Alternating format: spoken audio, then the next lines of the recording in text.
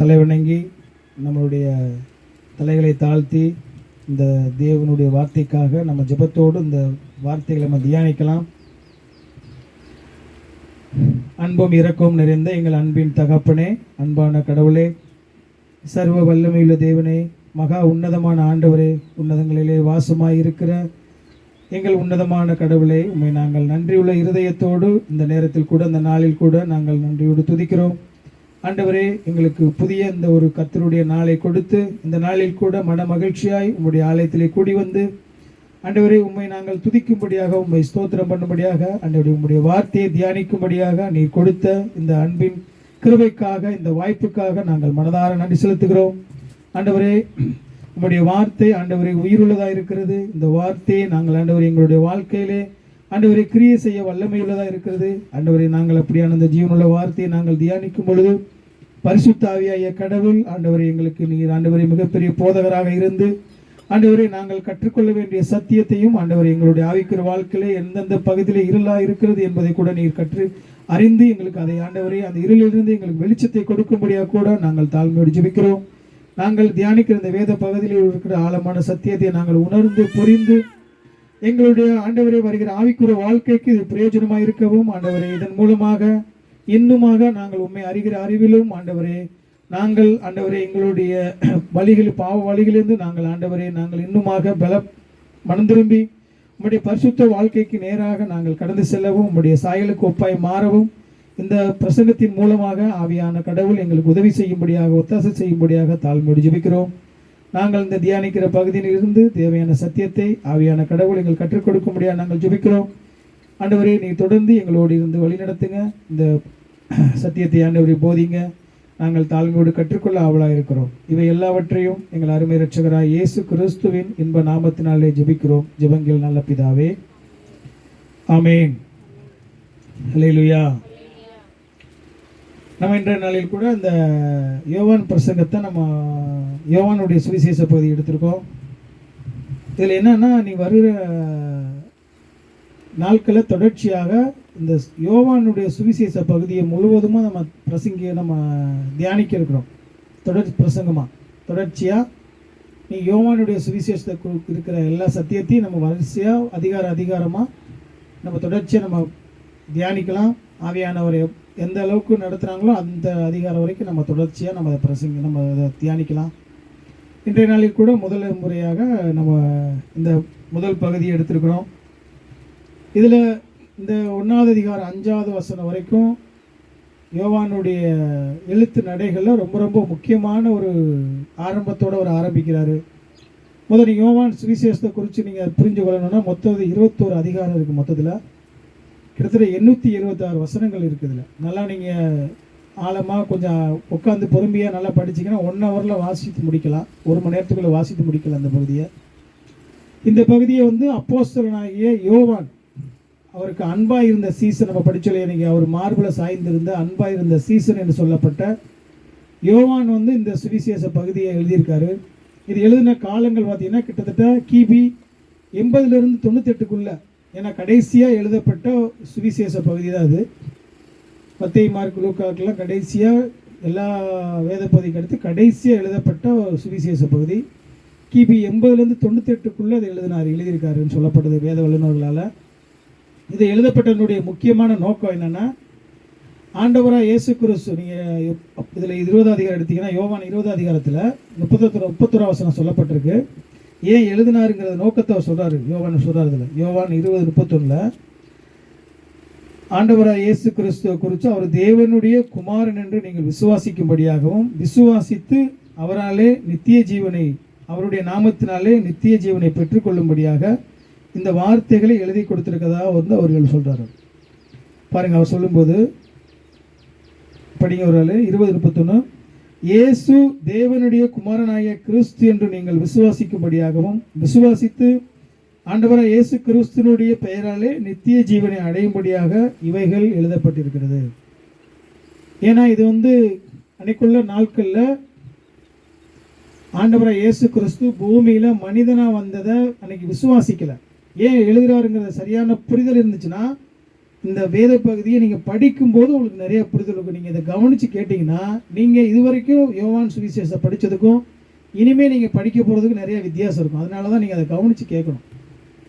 இதில் ஒவ்வொரு வசனங்கள்லையும் அவர் என்ன சொல்கிறாரு, தெய்வீகத்தை, தேவனுடைய இயேசு கிறிஸ்துவுடைய தெய்வீக தன்மையை, அதாவது அவர் மனிதனாக வந்தார், மனிதனாக இருந்தார்.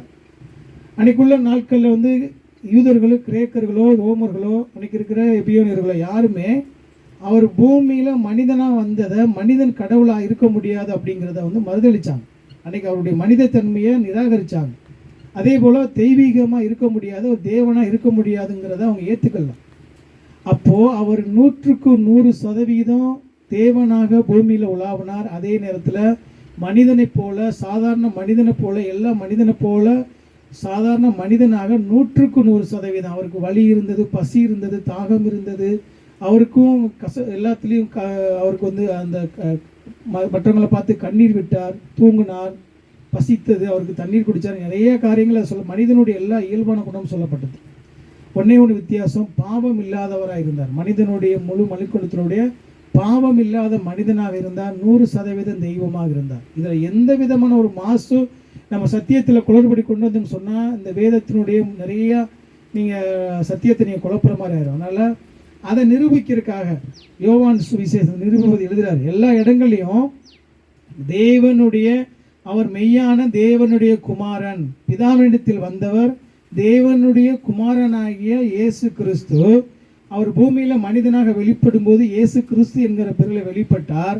ஆனால் அவர் வெளிப்படுவதற்கு முன்பாகவே கடவுளாக இருந்தார். அவர் கடவுள், 100% தேவனுடைய எல்லா விதமான அதிகாரத்தோடு சர்வ வல்லமையோடு பூமியில் இருந்த போதும் கூட அவர் 100% மனிதனாக இருந்தார். அப்படிங்கிறத நிரூபிக்கிறதுக்காக ரொம்ப அழகாக எழுதுகிறார் யோவான். அதனால தான் கடல் போல நிறைய அற்புதங்கள் அவர் ஆண்டவரை இயேசு கிறிஸ்து செஞ்சிருந்தா கூட அவர் யோவான் சுவிசேஷத்தில் ஒரு 7 அற்புதத்தை அவர் குறிப்பிட்டு எழுதுகிறார். 7 அற்புதத்தை தான் அவர் குறிப்பிட்டு எழுதுகிறார். ஏன்னா அதில் பார்த்தீங்கன்னா பகிரங்கமாக ஆண்டவராக இயேசு கிறிஸ்து வெளிப்படையாக பகிரங்கமாக எந்தெந்த அற்புதம் செஞ்சாரோ அதை மட்டும் அவர் வரிசைப்படுத்துகிறார். முதல்ல பார்த்தீங்கன்னா கானா ஒரு கல்யாணத்தில் அங்கே தண்ணீர் வந்து திராட்சரசமாக்குற அற்புதமாக இருக்கட்டும் சரி. அடுத்து பார்த்தீங்கன்னா ராஜாவுடைய மகன் அவனுடைய வியாதியாக இருக்கிறான், அவனை சுகமாக்குற ஒரு காரியமாக இருக்கட்டும். மூணாவது பெதஸ்தா குளத்தில் 38 வருஷமாக வியாதியாக இருந்த ஒரு மனிதனை சுகமாக்குறதா இருக்கட்டும். இதெல்லாம் வெளிப்படையாக பகிரங்கமாக செய்கிறார். அடுத்து பார்த்தீங்கன்னா 5000 பேருக்கு 5 அப்பம் 2 மீனை குஞ்சு போஷிக்கிறார் அவ்வளோ ஜனங்களுக்கு முன்பாக. இதெல்லாம் ஏன்னா நான் தேவனுடைய குமாரன் என்பதை நீங்கள் விசுவாசிக்கும்படியாக, மெய்யாகவே நான் தேவனுடைய குமாரன் என்பதை. அதுக்கடுத்து தான் அடுத்த அற்புதம் பார்த்தீங்கன்னா பிரவி குடனை சுகமாக்குறாரு. பிரவி குடனை சுகமாக்குற சம்பவத்தில் பார்த்தீங்கன்னா அந்த இடத்துல அந்த இடத்துலையும் சொல்கிறாரு, ஒரு தேவனிடத்தில் வராமல் உலகத்தில் பிரவிக்குடனை சுகமாக்குற ஒரு நிகழ்ச்சி வந்து எந்த மனிதனாலையும், எந்த விஞ்ஞானம், இன்னைக்கு இருக்கிற விஞ்ஞானத்திலையும் முடியாது. ஒரு பிரவிக்குடன் சுகமாக்குறது வந்து தேவனிடத்தில் வரலைன்னா எப்படி ஒரு சுகமாக்க முடியும்? அவர் தேவனுடைய குமாரன், தேவனிடத்தில் வந்த மெய்யான ஆண்டவராக இயேசு கிறிஸ்து அவர் அப்படிங்கிறத பூரணப்படுத்துகிறார். அதுக்கு கடைசியாக தான் அந்த மரித்த லாசருவை 4 நாளில் மரித்து அவன் அழுகி போன சரீரத்தை உயிரோடு எழுப்பி தன்னுடைய வல்லமையை எல்லா ஜனங்களுக்கும் அந்த சிலுவைக்கு போகிறதுக்கு முன்பாக வரைக்கும் நிரூபிச்சுட்டே வரார். நீங்கள் இந்த ஒவ்வொரு அதிகாரத்தை படிக்கும் போதும் அவர் அந்த அதிகாரத்தை எழுதினுடைய நோக்கமே தான் தேவனுடைய குமாரன், மெய்யான தேவகுமாரன், நான் தான் ஆண்டவராக இயேசு கிறிஸ்து அப்படிங்கிறத தான் அவர் நிரூபிச்சுக்கிட்டே வர்றார். எல்லா அதிகாரங்களிலும் நீங்கள் கவனித்து படிச்சிங்கன்னா ஒவ்வொரு அற்புதம் வெளிப்படமாக, ஏன்னா நிறைய அற்புதத்தை அவர் எழுதலை. இப்போது அப்போஸ்தலனா மத்தேயுவாக இருக்கட்டும், நீங்கள் மார்க்காவாக இருக்கட்டும், லூக்கா சுவிசேஷம் 3 பகுதியில் இருக்கிற நிருபங்களுக்கும் இதுக்கு நிறைய வித்தியாசம்.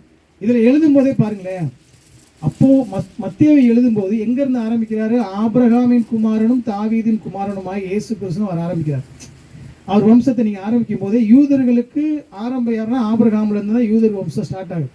எபிரேயர்கள்லேருந்து யூதர் வம்சம் ஈசாக்கு யாக்கோவுடைய 12 கோத்திர பிதாக்கள் தான் அவங்க வந்து இஸ்ரேல் தேசம் மாறுறாங்க. இப்போ அதில் ஒரு ஆள் தான் யூதா, அவங்க கோத்திரம் தான் யூதா கோத்திரம். அதில் தான் ஆண்டவராக இயேசு கிறிஸ்து பூமியில் மனிதன் அந்த வம்சத்தில் வராரு. இப்போ அதனால அவர் ஆபிரகாமில் இருந்து தான் அந்த மத்தேயு ஸ்டார்ட் பண்ணுறாரு. அவர் யூதர்களின் ராஜாங்கிறத காமிக்கிறதுக்காக ஆபிரகாமும் ஸ்டார்ட் பண்ணுறாரு. லூக்கா பார்த்தீங்கன்னா ஆதாமில் கொண்டு போய் முடிக்கிறார். அவர் எங்கே இருந்தார், இவருடைய வம்சத்தை கொண்டு போய் ஆரம்பித்து நீங்கள் லூக்கா 3ஆம் அதிகாரத்தில் படித்து பார்த்தீங்கன்னா கடைசியை கொண்டு ஒரு ஆதாமிலிருந்து வந்தவர் அப்படின்னு சொல்லி ஆதாமுடைய பரம்பரையை கொண்டு நிரூபிக்கிறார். ஆனால் யோவான் எப்படி ஆரம்பிக்கிறார் பாருங்க. ஆதியிலே வார்த்தை இருந்தது, அந்த வார்த்தை தேவனிடத்தில் இருந்தது, அது தேவனாக இருந்தது. அவர் எங்கே சொல்லி ஆரம்பிக்கிறாரு? இங்கெல்லாம் ஆரம்பிக்கல.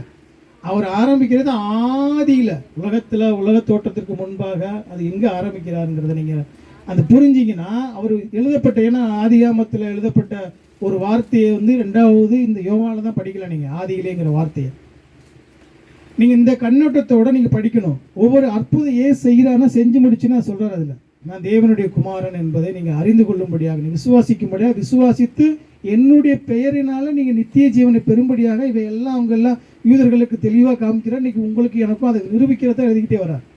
இந்த புரிதலோடு நீங்கள் யோவான் சுவிசேஷத்தை நீங்கள் படிக்கும்போது அது ஒவ்வொரு காரியமும் ஒவ்வொரு அதிகாரமும் உங்களுக்கு நல்லா புலப்படும், புரியும். அப்படித்தான் வந்து இந்த யோவான் எழுதின சுவிசேஷத்தை வச்சு தான் ஆண்டவராக இயேசு கிறிஸ்து 3 வருஷம் பூமியில் ஊழியம் செஞ்சாருங்கிறதே தெரியும். ஏன்னா மத்தேயும் காலங்களை சரியாக குறிப்பிடலை, மார்க்கும் கொடுக்கப்படல. அவங்க வந்து அந்த மாதிரி பஸ்கா பண்டிகைன்னு ஒன்று சொல்லுவாங்க, ஆனால் எந்த வருஷத்தில் எப்போ நடந்ததுங்கிறத காலத்தை கணிக்க முடியாது. ஆனால் இவர் தான் முதல் பஸ்கா பண்டிகையில் என்ன பண்ணார், இரண்டாவது பஸ்கா பண்டிகையில் எப்படி தான் பார்த்தீங்கன்னா, நீங்கள் உங்களுக்கு கவனித்து பார்த்தீங்கன்னா யோவான் 2ஆம் அதிகாரத்தில் அந்த காசு விற்கிறவங்கள இந்த புறா விற்கிறவங்களாம் அடித்து விரட்டுவார். முதல் பஸ்கா பண்டிகையில் அங்கே ஆலயத்துக்கு போகும்போது. 2வது பஸ்காவில் பார்த்தீங்கன்னா அந்த பஸ்கா பண்டிகைக்கு முன்னாடி தான் அந்த 5000 பேருக்கு அப்பம் போசிக்கிறார். அதில் நீங்கள் படித்து பார்த்தீங்கன்னா அது வந்து 6ஆவது அதிகாரத்தில் வரும். 2ஆம் அதிகாரமும் 2ஆம் அதிகாரம் 4ஆம் வசனத்தில் இந்த வசனம் சொல்லப்படும். 2ஆம் அதிகாரத்தில் 12லேருந்து 13 வரைக்கும் அந்த அதுக்கு முன்னாடி இந்த பஸ்கா பண்டிகை வந்து சொல்லப்பட்டிருக்கும். அதுக்கடுத்து 6ஆம் அதிகாரத்தில் 4ஆம் வசனத்தில் பார்த்தீங்கன்னா அந்த பஸ்கா பண்டிகை சமயத்தில் அந்த சம்பவம் நடந்துச்சுன்னு சொல்லப்பட்டிருக்கும். அதுக்கடுத்து 12ஆம் அதிகாரத்தில் ஆண்டவராக இயேசு கிறிஸ்து பெத்தானியாவுக்கு போகிறார். அந்த பஸ்கா பண்டிகை சமயத்தில் தான் லாசரு உயிரோடு எழுப்பிட்டு அந்த பெத்தானியா அந்த மரியாள் மார்த்தாள் இந்த ஊருக்கு, லாசரு இந்த ஊருக்கு போகிறார். அப்போ 3ஆவது பஸ்கா பண்டிகை. அப்போ 3 பஸ்கா பண்டிகைன்னு வருஷத்துக்கு ஒரு நாள் கொண்டாடப்படுகிற யூதர்களுடைய எல்லா யூதர்களும் அங்கே வருவாங்க. அங்கே அப்போ அந்த பண்டிகையினுடைய குறிப்புகள் அந்த அடையாளங்களை வச்சு தான் ஆண்டவர் இயேசு கிறிஸ்து 3 வருஷம் பூமியில் ஊழியம் செஞ்சாருங்கிறதே இன்றைக்கி உலகத்தில் எல்லா வேத வல்லுநர்களும் கடைக்கு எழுதுகிறாங்க. அப்படி எல்லா தரவுகளையும் ரொம்ப மிக சரியாக ரொம்ப அற்புதமாக ஒரு கோர்வையாக எடுத்து எழுதுகிற ஒரு அற்புதமான ஒரு எழுத்தாளர் தான் அந்த யோவான், அப்போஸ்தலன் யோவான். இவர் எழுதும்போது இது ஏன் சொல்கிறாருன்னா, இதில் முக்கியமாக சொல்கிறாரு, இந்த அதிகாரத்தில் இந்த இதில் தான் யோவான் சுவிசேஷத்தில் தான் நானே அப்பம், நானே வாசல், நானே நல்ல மேய்ப்பன், நானே உயிர்த்தெழுதலும் ஜீவனமாக இருக்கிறேன். இந்த நானேங்கிறத நானே ஒளி, நானே இந்த உலகத்தின் ஒளி, நானே வழியும் சத்தியும் ஜீவனமாக இருக்கிறேன் அப்படின்னு சொல்லி இந்த நானேங்கிறது பார்த்தீங்கன்னா சாதாரணமாக அந்த இடத்துல எழுதலை. நீங்கள் நானேங்கிற வார்த்தை பழைய ஏற்பாட்டில் யாவே யெகோவா தேவனுக்கு இணையான வார்த்தை. ஏன்னா அன்னைக்குள்ள யூதர்களுக்கு இந்த பின்னணி உங்களுக்கு தெரிஞ்சாத்த அவங்க ஏன் அந்த நானேன்னு சொல்ல வேண்டிய அந்த அர்த்தத்தினுடைய அதனுடைய ஆழம் உங்களுக்கு தெரியும். நானேன்னா சாதாரண அந்த இடத்துல நானே ஜீவாப்பம், நானே உலகத்தின் ஒளி, நானே உயிர்த்தெழுதும் ஜீவனமாக இருக்கிறேன்னு சொல்லும்போது சாதாரணமாக சொல்லலை. அந்த நானேங்கிறது நான் யாரு, இருக்கிறவராக இருக்கிறேன். அவர் யாரு, யெகோவா, அந்த யாவே தேவனுக்கு இணையா. அன்னைக்கு வந்து இது உங்களுடைய சரியான காரியம் உங்களுக்கு புரியணும்னா எப்படி போய் சொல்றதுன்னா, அவங்க யூதர்கள் யாருமே யெகோவா தேவனை பிதான்னு சொல்லியோ பேர் சொல்லி அழைக்க மாட்டாங்க. அதாவது இது உங்களுக்கு புரியுதா, யெகோவா யூதர்கள் இருக்காங்க இல்லையா, யூதர்களுடைய கடவுளாக இருக்கிற அவங்க நம்ம வணங்கின அந்த யெகோவா தேவனை இவங்க தான் ஆண்டவராக இயேசு கிறிஸ்து. அவங்க யெகோவா தேவன் தான் தெரியும். மோசே, நீங்கள் யாத்திராம 3ஆம் அதிகாரம் எடுங்களேன், 3:14 ஒரு படிங்க. மோசேக்கு முச்செடியில் அன்னைக்கு வந்து அவருக்கு காட்சி கொடுக்கிறார். அப்போ வந்து அவருடைய பேர் கிடையாது. அப்போ அந்த பேர் யாருன்னா யாவே. படிங்க ஒரு ஆள், 3:14 ஒரு ஆள் படிங்க.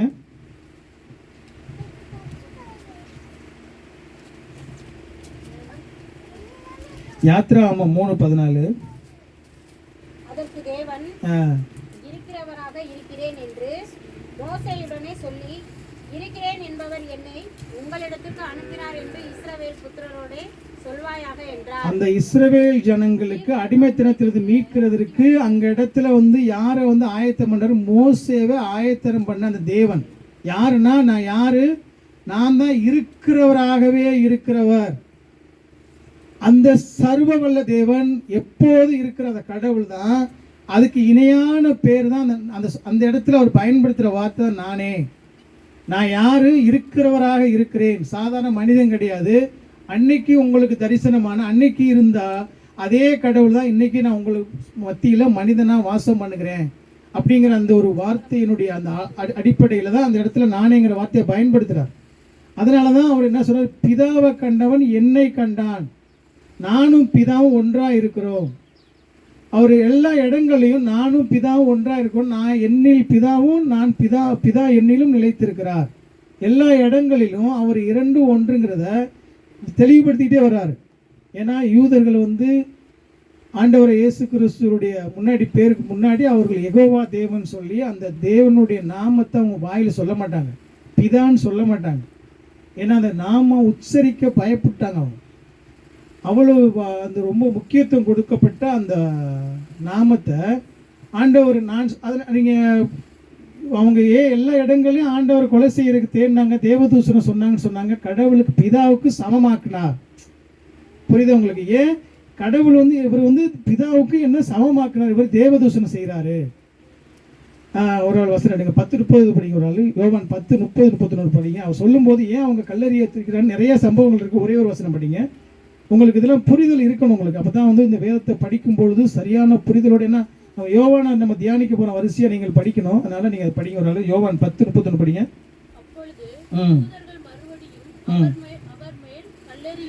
10 வசனம் படிங்க, 30 வசனம் படிங்க. நானும் பிதாவும் ஒன்றாக இருக்கிறோம். அவர் பிதாவை குறித்து பேசிட்டே வர்றாரு. நான் பிதா வேற கிடையாது, அவர் வேற கிடையாது, நாங்கள் ரெண்டும் ஒன்றாக இருக்கிறோன்னு சொல்லும்போது அவர் சமமாக்கும் போது என்ன செய்கிறாங்க, மறுபடியும் கள்ளத்துக்கு எறிய பார்க்குறாங்க. எல்லா இடங்களிலும் அவர் கொலை செய்யறதுக்கு ஒரு தேவதூஷணம் சொன்னான்னு சொல்றது காரணமே அவர் அந்த காரணத்தை தான் சொல்கிறாங்க. இந்த பின்னணியில் நீங்கள் யோவான் சுவிசேஷத்தை படிக்கணும். யோவான் சுவிசேஷத்தை படிக்கும்போது தான் மெய்யான தேவனுடைய குமாரன், நானே பூமியில் மனிதனை வந்த தேவனுடைய அவருடைய தெய்வீகத்தையும் அவருடைய தேவத்துவத்தையும் மனிதத்தன்மையும் முழுமையாக அவங்களுக்கு விளக்கப்படுத்துகிறார். மனிதனாக இருக்கிற நான் தான் அந்த தெய்வீகமான அந்த ஆண்டவர், அந்த பிதாவுக்கு சமமாக இருந்த நான் தான். எல்லா இடங்களும் அது நிரூபிக்கிறார். அது நீங்கள் இதில் இந்த கண்ணோட்டத்தில் நீங்கள் யோவானை நீங்கள் நல்லா கவனித்து படிச்சிங்கன்னா அந்த சத்தியம் நல்லா புரிய ஆரம்பிக்கும். ஏன் ஆண்டவர் அந்த இடத்துல இந்த அற்புதத்தை ஏன் செய்கிறாரு, இந்த போதனையே, இந்த உரையாடல் ஏன் அவர் உரையாடல் செய்கிறாரு, ஏன் இந்த இடத்துல அவர் போதிக்கிறார், ஏன் சமாரியா ஸ்திரீட்டையே அந்த இடத்துல வெளிப்படுத்துகிறாரு, நிக்கோதேமுட்டையே அதை பேசினார். நீங்கள் அந்த உரையாடலாம் படிக்கும்போது இந்த கண்ணோட்டம் இருக்குன்னு சொன்னால் உங்களுக்கு அழகாக அந்த யோவான் நிறைய பேர் சொல்லுவாங்க யோவான் சுவிசேஷம் கொஞ்சம் படிக்கிறதுக்கு ரொம்ப கஷ்டமாக இருக்கும், புரியாதுன்னு. நல்லா கவனிச்சிருக்கீங்களா? மத்தேயு மார்க்கு மாதிரி ஈஸியாக இருக்காதுன்னு சொல்லுவாங்க. ஏன்னா ரொம்ப அதிகமான ஆழமான சத்தியங்களை, ரொம்ப அதிகமான ஒரு டாக்டரின் உள்ள ஒரு சுவிசேஷ பகுதி. எல்லாமே தேவனுடைய வார்த்தை தான். அதில் இதில் பார்த்தீங்கன்னா ரொம்ப ஒரு அழகாக தேவத்துவத்தை அதிகமாக சொல்லப்படுகிற முக்கியமான பகுதி. ஏன்னா ஆதியாகமத்தில் தான் ஆதியிலே தேவன் வானத்தையும் பூமியும் சிருஷ்டித்தான்னு சொல்லி ஆதியில் ஆரம்பிக்கிற அதே வார்த்தையை இந்த யோவானில் மாத்திரம்தான் படிக்க முடியும், நீங்கள் வேறு எதுலையும் படிக்க முடியாது. மார்க்கில் கூட சொல்லப்பட்டிருக்கு, அது ஆண்டவர் இயேசு கிறிஸ்து சுவிசேஷத்தின் ஆரம்பம் இருக்கும். ஆனால் இந்த ஆதியிலே தேவன் அப்படிங்கிற அந்த வார்த்தையை கொடுத்து ஒன்றா ஆண்டவத்தில் பயன்படுத்தியிருக்கிறார். இந்த கண்ணத்தோட படிங்க, உங்களுக்கு அந்த ஆதியாகம் புரியும். ஏன்னா இந்த கண்ணோட்டத்தில் இந்த ஆதியாகம் இந்த யோவான் எழுதப்பட்டிருக்கு. மெய்யான தேவகுமார் என்பதும் அவரை நீங்கள் அந்த மெய்யான தேவகுமாரனை நீங்கள் விசுவாசித்தா தான் அந்த விசுவாசத்தின் அடிப்படையில் நீங்கள் நீதிமானாக்கப்பட்டு நீங்கள் நித்திய ஜீவனை பெற முடியும். வேறு எந்த வழி கிடையாது. அவர் மூலமாக தான், ஆண்டவரை இயேசு கிறிஸ்து மூலமாக தான் நீங்கள் நித்திய ஜீவனை சுதந்திரிக்க முடியும் அப்படிங்கிறத ரொம்ப தீர்க்கமாக எழுதப்படுகிற முக்கியமான பகுதி. இந்த கண்ணோட்டத்தில் படிங்கன்னா இந்த உங்களுக்கு ஏன் இவ்வளோ நேரம் உங்களுக்கு இதை முக்கியத்துவம் பேச வேண்டியிருக்குன்னா, யோவான் சுவிசேஷ சத்தியத்தை நீங்கள் இந்த கருப்பொருள் இல்லாமல் நீங்கள் எந்த பகுதியை படித்தாலும் புரியாது உங்களுக்கு.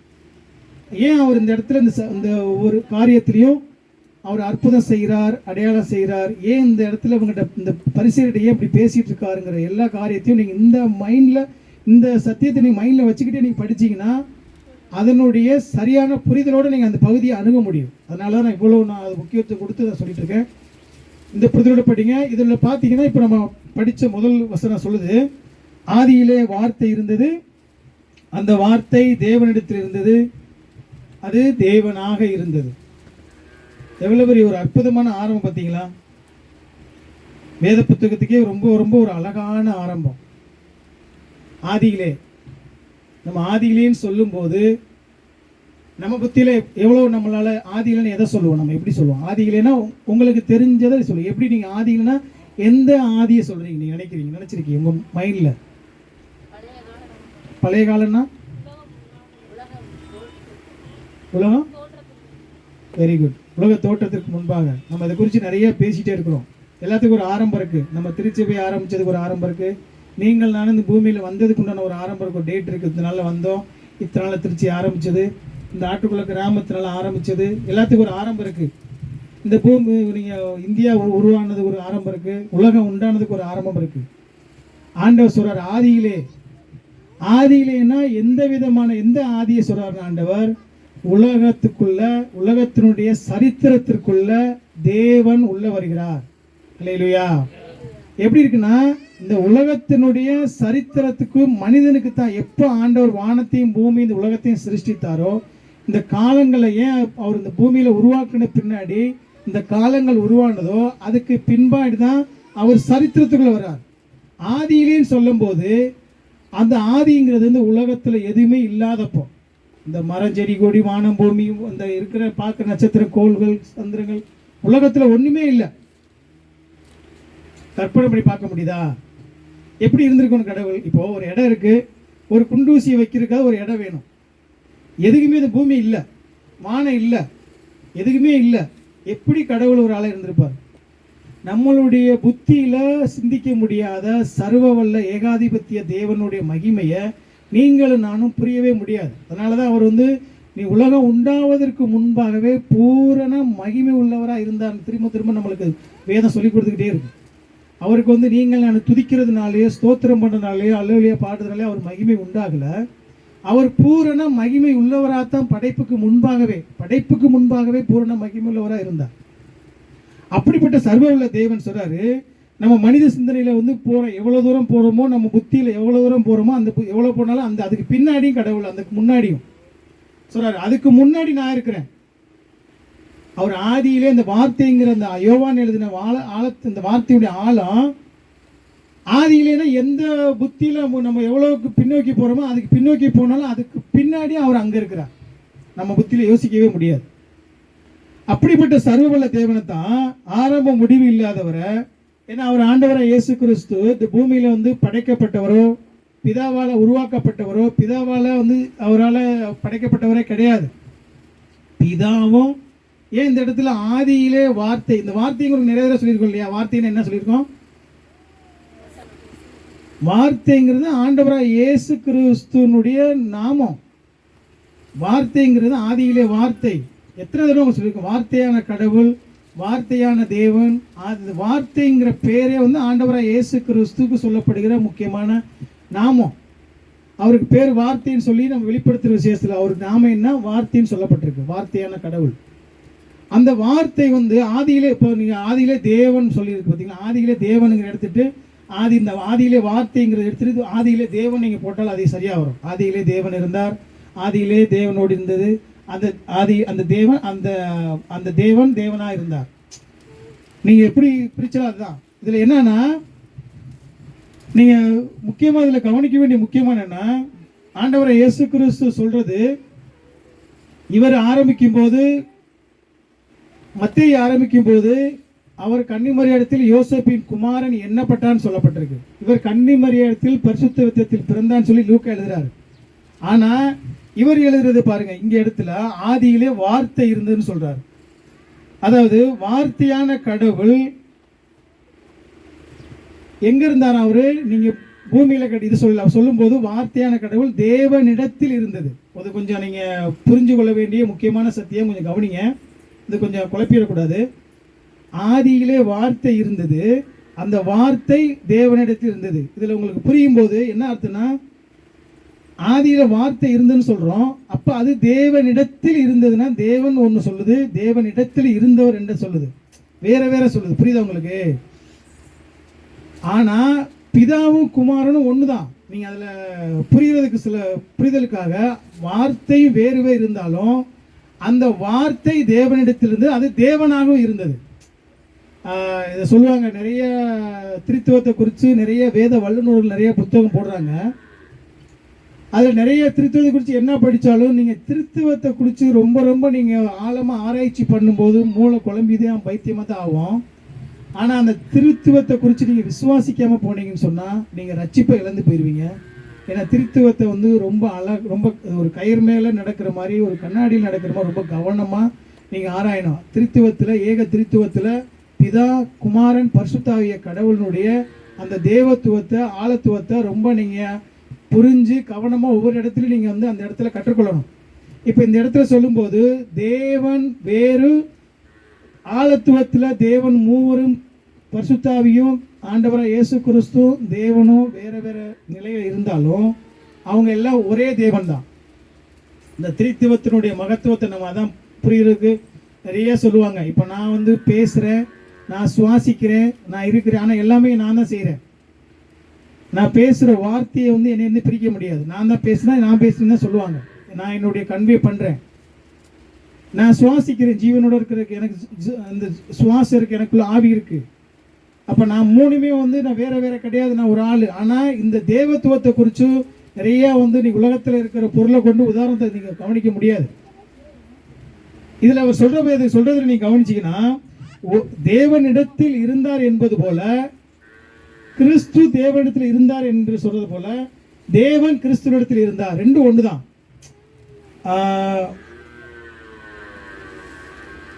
நீங்கள் இந்த தேவத்துவத்தை குறிச்சோ திரித்துவத்தை குறிச்சோ புரிஞ்சுக்கிறது ஒன்றே ஒன்று, அவங்க ரெண்டுமே வேற வேற கிடையாது.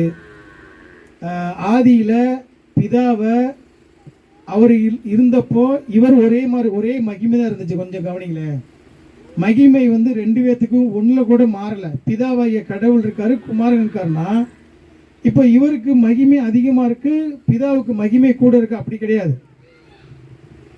இவர் குமாரன் மனிதனை வந்தாலும் அவர் பரிசுத்தாவிய கடவுள் இருந்தாலும் அவங்களுக்கு இருக்கிற சம மகிமையும் ஒரு துளியோ ஒரு பாயிண்ட் மில்லி கூட வித்தியாசம் கிடையாது. ரெண்டு மூணு பேரும் சம ஆழத்துவத்தில் தெய்வத்துவத்தில் ஒரே மகிமை உள்ளவங்க. மகிமையில் எந்த வித்தியாசம் கிடையாது.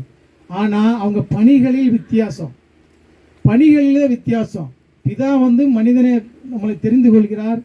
படைப்பில் மூணு பேருமே இருக்காங்க. நீங்கள் படைப்பாக இருக்கட்டும், எதுவாக இருக்கட்டும், எல்லா இடங்களிலும் மூணு பேருமே இருக்காங்க.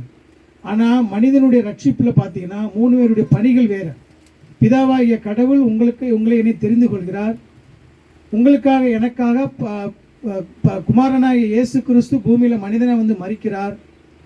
இந்த ரட்சிக்க யாரெல்லாம் ரட்சிப்பு முன்னாலே முன்குறித்தாரோ, பிதா தெரிந்து கொண்டாரோ, யாருக்காகலாம் கடவுள் மரித்திருக்கிறாரோ அவங்களெல்லாம் உயிர்ப்பிக்கிற பரிசுத்தாவிய கடவுள் வார்த்தைகள் மூலமாக பரிசுத்தாவிய கடவுள் ஒவ்வொரு இருதயங்களை வந்து உயிர்ப்பிக்கிறார். ஒவ்வொருடைய செயலிலும் ரட்சிப்புலையும் திரித்துவத்தினுடைய மூணு பணிகளும் செயல்படுது.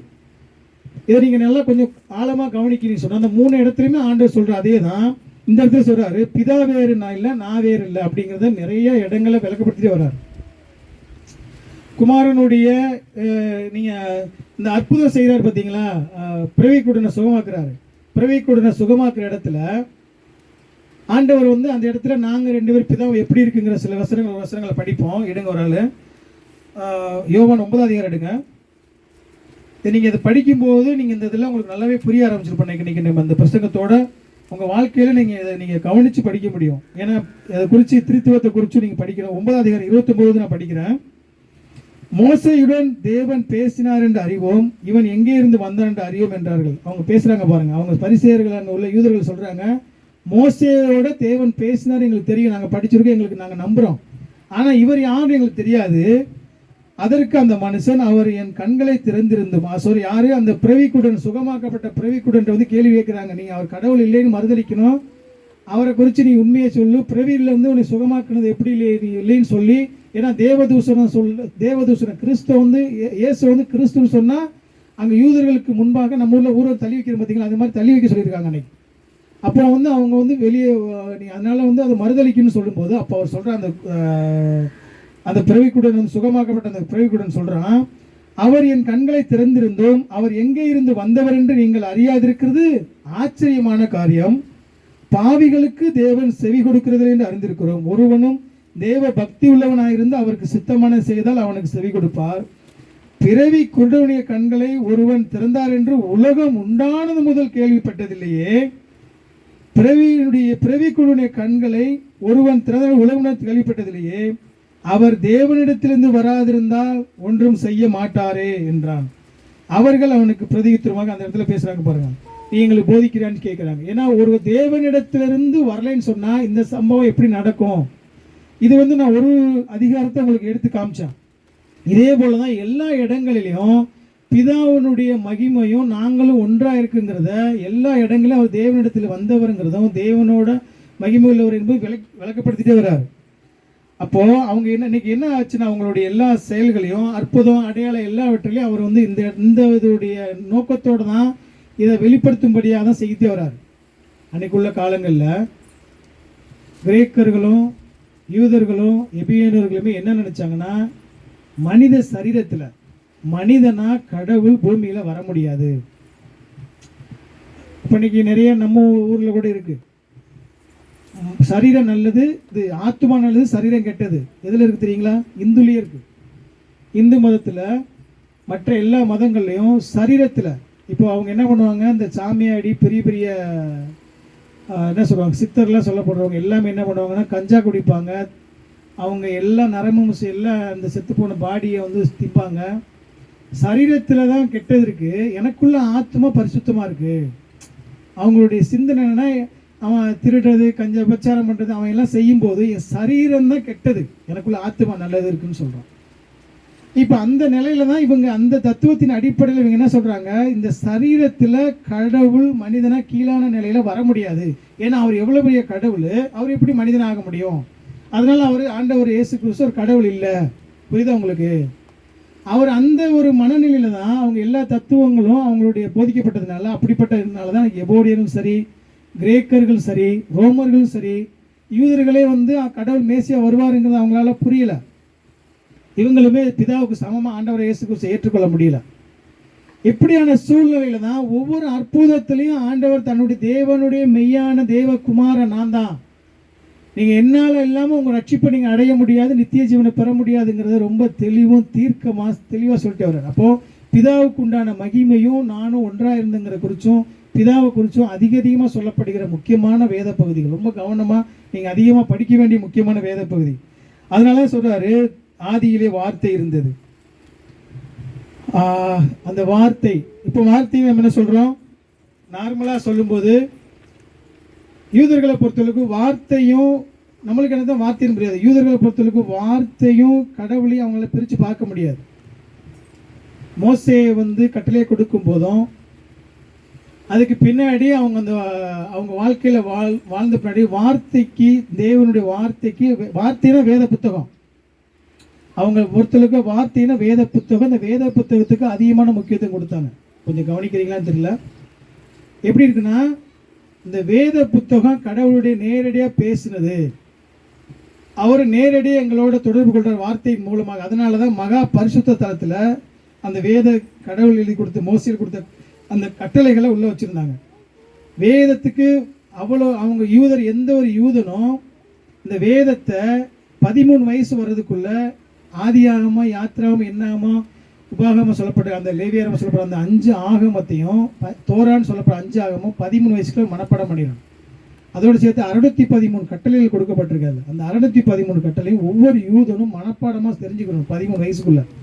ஏன்னா அவங்க ரொம்ப தீர்க்கமாக ரொம்ப வைராக்கியமாக அதை கற்றுக்கொண்டு அவன் அதில் திறம்பட இருக்கணும். அதனால் இந்த வார்த்தைகளுக்கு அதிக முக்கியத்துவம் கொடுத்தாங்க. அதனால தான் இந்த அவங்க எழுந்து நின்று நெகேமியா எஸ்ரா வேத புத்தகத்தை எழுந்து நின்று வாசிக்க இருக்கிறார். ஒரு ஆளை எடுங்க, நெகேமியா 8ஆம் அதிகாரம் எடுங்க. அந்த வார்த்தைக்கு அவங்க எவ்வளோ முக்கியத்துவம் கொடுத்தாங்கிறத நீங்கள் புரிஞ்சாதான் நம்ம சபைகளை எழுந்து நின்று ஒரு வேதம் வாசிக்கிறோம். வேதம் வாசிக்கல கூட நம்ம எழுந்து நின்று சொன்னால் கூட நம்ம எழுந்து நிற்கிறது இல்லை. ஆனால் அந்த வேதத்துக்கு எவ்வளோ முக்கியத்துவம் கொடுத்தாங்கிறத நீங்கள் படிங்க. நெகேமியா 8ஆம் அதிகாரம் ஒரு ஆள் 5வது வசனம் எடுங்க. 8:5 எடுங்க. வேத புத்தகத்தை எழுந்து நிற்க சொல்லல, வேதத்தை வாசிக்க சொல்லல. அவங்க வேத புத்தகத்தை திறந்தோடனே அவங்க என்ன பண்றாங்கன்னு மட்டும் படிங்க.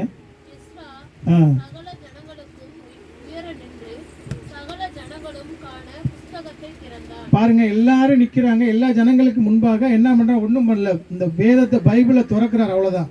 வேதத்தை பைபிளை திறந்தவங்க என்ன பண்றாங்க பாருங்க. அடுத்து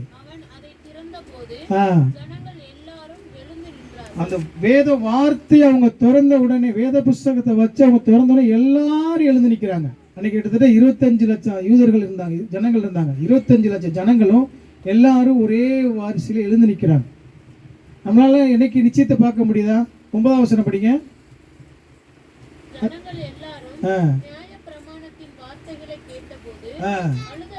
போதும். அவங்க பாருங்க, நியாயப்பிரமாண அந்த வார்த்தைகளை, இந்த வார்த்தைகளை வந்து அவங்க முழுசா நம்புறாங்க. இந்த வார்த்தைகள் வந்து எனக்கு தேவனால் நேரடியா பேசப்படுகிற வார்த்தை அப்படின்னு சொல்லி முழுசா அந்த வார்த்தைகளை அவங்க நம்பினாங்க. அந்த வார்த்தைக்கு அதிகமான முக்கியத்துவம் கொடுத்தாங்க. அதனாலதான் அந்த வார்த்தையை கேட்கும் போது அழுகுறாங்க. அவங்களுக்கு யாரும் ரொம்பலாம் வந்து பிரசங்கம் பண்ணல, ரொம்ப அவங்களுக்கு வந்து அதிகமாக அதில் இப்படி ஒவ்வொரு வசனம் பை வசனமாக அவங்களுக்கு வந்து ரொம்ப அவங்க எக்ஸ்பிளைன் பண்ணிட்டு இருக்கல, அதை அவங்க சொல்லி விளக்கப்படுத்துறாங்க. அப்போ அவங்களால வந்து கேட்டுட்டு சும்மா இருக்க முடியல. அந்த வேத வார்த்தைக்கு அவ்வளோ முக்கியத்துவம் கொடுத்தாங்க அன்னைக்கு. அந்த வார்த்தை தான் அவங்க வந்து அன்னைக்கு தெரியும், வார்த்தையும் தேவனும் ஒன்றுன்னு. அதனால தான் அந்த யோவான் எழுதுறாரு, ஆதியிலே வார்த்தை இருந்தது. அந்த வார்த்தையுடைய மகிமையை அவர் அந்த இடத்துல விளக்கப்படுத்துறார். ஆதியிலே வார்த்தை இருந்தது. வார்த்தைன்னு சொல்லும்போது உங்களுக்கு நிறைய தடவை நான் நிறைய சொல்லியிருக்கீங்க.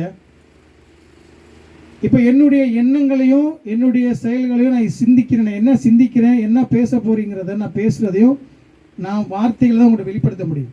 நான் நினைக்கிறத, என்னுடைய இருதயத்தில் இருக்கிற செயல்களை நான் என்ன உங்கள்கிட்ட சொல்ல நினைக்கிறேன் அப்படிங்கிறத நான் வார்த்தையின் மூலமாக தான் உங்கள்கிட்ட நான் கன்வே பண்ண முடியும். அப்போ தான் உங்களால் கண்டுகொள்ள முடியும். அதுபோல் பிதாவினுடைய இருதயத்தை, பிதாவினுடைய குணாதிசயத்தை, பிதாவினுடைய அன்பை, பிதாவினுடைய இரக்கத்தை வார்த்தையாகிய கடவுள் இந்த பூமியில உங்களுக்கு எனக்கு வெளிப்படுத்துகிறார். அல்லேலூயா.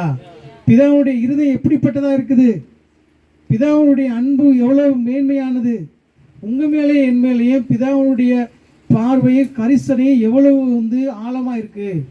அப்ப பிதாவினுடைய இருதயத்தை உங்களுக்கு எனக்கும் ஆண்டவராக இயேசு கிறிஸ்து இந்த பூமிக்கு மனிதனா வரவில்லை என்றால் உங்களால் என்னையும் பிதாவை குறித்து அறிந்து கொள்ள முடியாது. அதனாலதான் பிதாவை கண்டவன் என்னை கண்டான் சொல்லி நிறைய இடத்துல சொல்றாரு. நானும் பிதாவும் ஒன்றா இருக்கிறோம், பிதா என்னிலும் நான் பிதாவிலும் நிலைத்திருக்கிறோம். அப்ப 2 இடத்துலையும் தேவனிடத்தில் இருந்ததுங்கிற வார்த்தையும் தேவனோ எப்படிங்கிறது அது ஒவ்வொரு இடத்துலையும் அவர் கன்சைவ் பண்ணிக்கிட்டே வர்றாரு எல்லா இடங்களையும். நல்லா நீங்க வந்து கொஞ்சம் கவனிச்சு பார்த்தீங்கன்னா அவர் சொல்றாரு, அந்த பரிசுத்தமுள்ள கடவுளுடைய அந்த அன்பையும் இரக்கத்தையும் பிதா அவருடைய குமாரனாகி ஒரே குமாரன் ஆண்டவரை இயேசு கிறிஸ்து இந்த பூமியில வந்ததுக்கு பின்னாடி தான் அவருடைய அன்பு எப்படிப்பட்டது.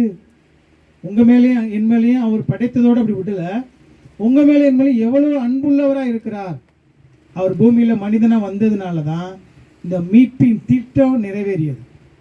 மீட்பினுடைய திட்டம் அவர் பூமியில மனிதனா குமாரனா அவருடைய குமாரன் இயேசு கிறிஸ்துங்கிற பெயரால பூமியில வந்ததுனால தான் மனுக்குலத்துக்கான மீட்பின் திட்டம் வந்தது. அவர் வந்து பூமியில மனிதனா வந்ததுனால தான் இன்னைக்கு பாவத்துக்கும் நம்மளுடைய அக்கிரமத்திலையும் நம்மளுடைய எல்லா விதமான மீறுதலுக்கும் அவருடைய அன்பின் செயல் இங்கே சிலுவையில் வெளிப்பட்டது. அவருடைய அன்பை எப்படி புரிஞ்சு கொள்றது? தேவன் அன்பா இருக்கிறார், என்னை நேசிக்கிறாருங்கிறது எப்படி தெரியும் எனக்கு? எப்படி எனக்கு தெரியும்?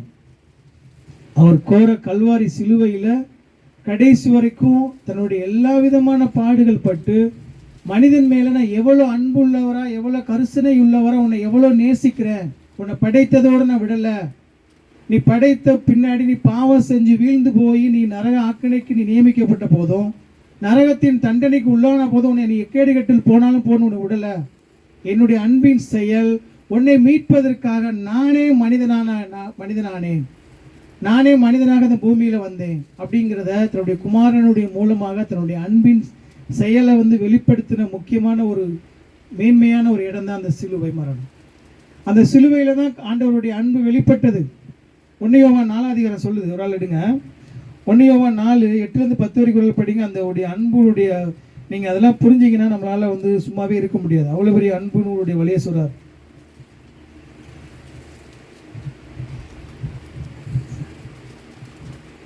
அன்பு எப்படி வெளிப்பட்டது? 1 யோவான் 4:8-10 வரைக்கும் படிங்க.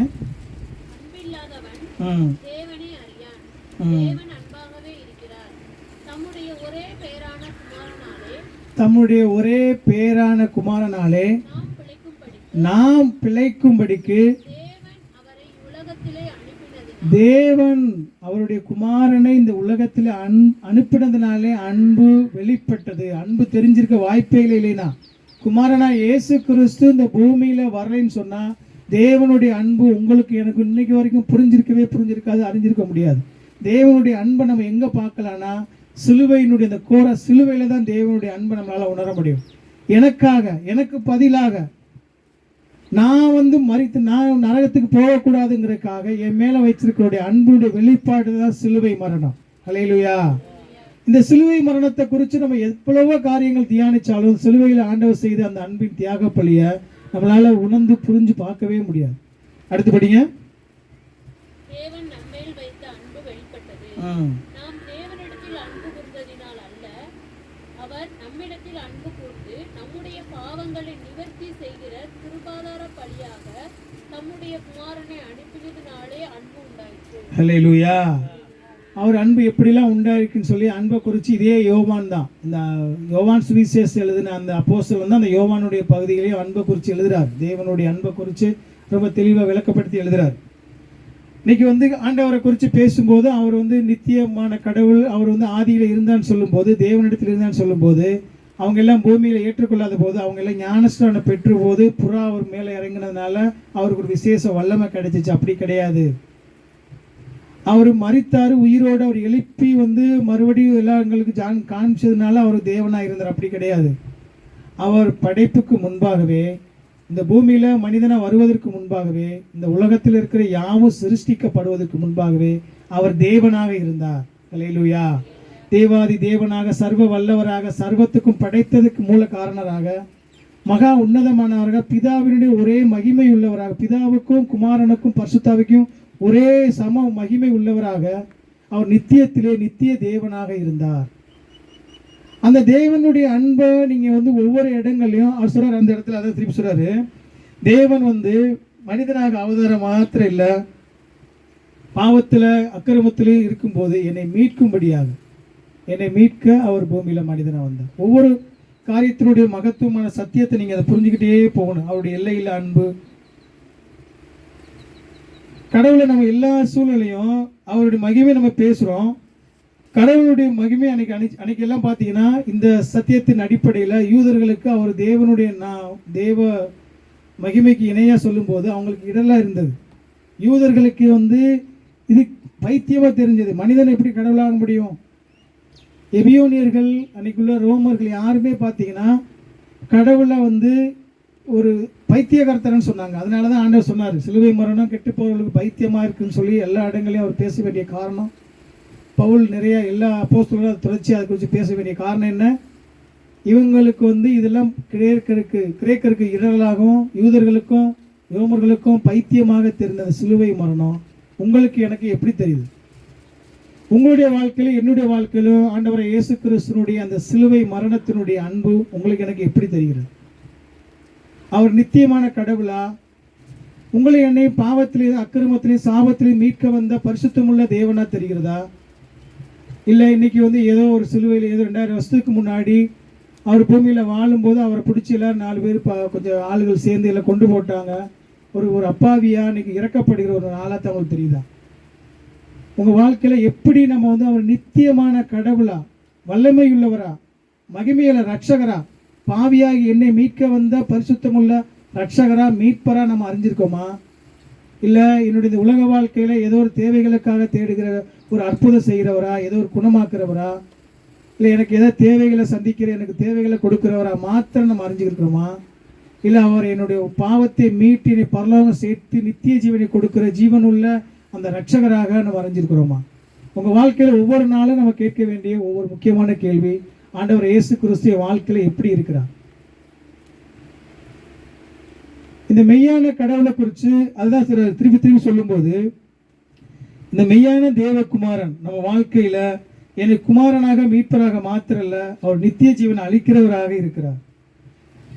அதனால திருப்பி எல்லா இடத்துலையும் சொல்றாரு, குமாரனாய் இயேசு கிறிஸ்துவை விசுவாசிக்கிறவன் எவனோ அவன் கெட்டு போகாமல் நித்திய ஜீவனை பெற முடியும் சொல்லி திருப்பி சொல்றாரு.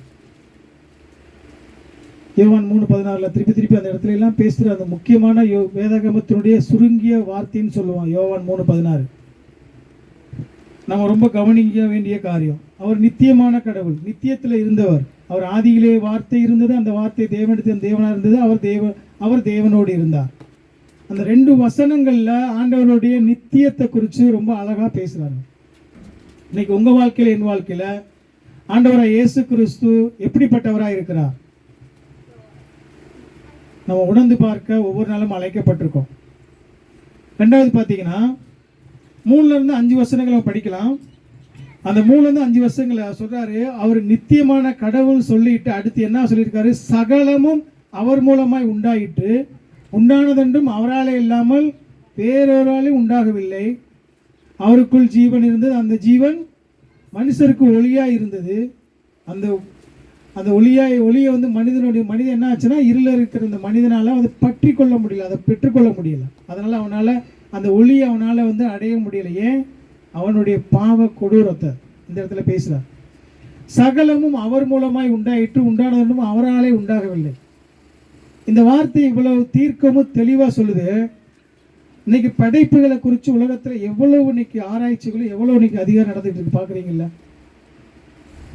படைப்பில் நல்லா கவனிச்சிங்கன்னா நிறையா உங்களுக்கு ஆரம்பத்துலேருந்து நிறைய வரலாறுலாம், சில வரலாறு நீங்கள் தெரிஞ்சுக்கிறீங்க.